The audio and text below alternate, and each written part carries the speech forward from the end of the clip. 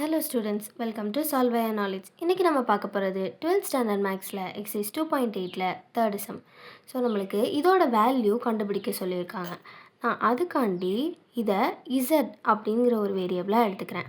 இதை sin π/10 plus I cos π/10 இதை இசட்னு எடுத்துக்கிறோம். அப்போ 1/z அப்படிங்கிறது தான் sin π/10 minus I cos π/10.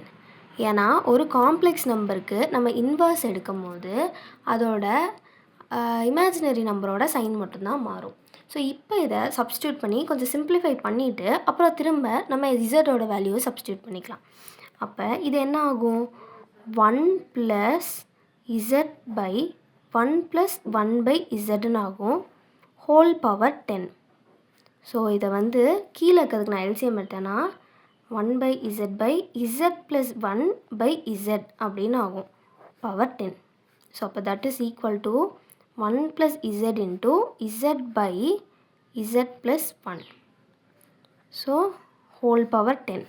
So இது ரெண்டும் கேன்சல் ஆகிடும். நம்மளுக்கு மிச்சம் வர்றது z பவர் 10 மட்டும்தான். இசடோட வேல்யூ என்ன?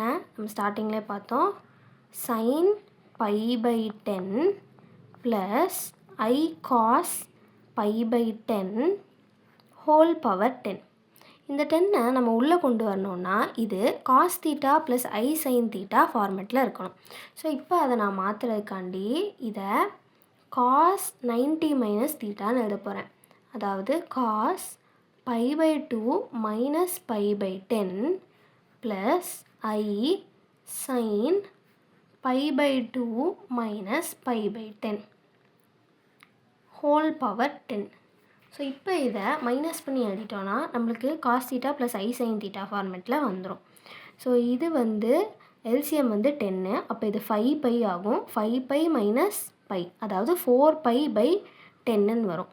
So cos 4π/10 plus I sin 4π/10 whole power 10. So இந்த 10 இப்போ உள்ள மல்டிப்ளை பண்ணிக்கலாம். நம்ம cos 10 × 4π/10 ப்ளஸ் I sin 10 × 4π/10. அப்போ இந்த 10 மட்டும் கேன்சல் ஆகி நம்மளுக்கு மிச்சம் இருக்கிறது வெறும் cos 4π plus I sin 4π. cos 4πயோட வேல்யூங்கிறது cos 0வோட வேல்யூ, அதாவது cos 0 ப்ளஸ் I sin 0 தான் நம்மளுக்கு கேட்டிருக்காங்க. cos 0 வேல்யூ 1, I sin 0வோட வேல்யூ 0. அப்போ இதோட ஆன்சர் வெறும் 1 தான்.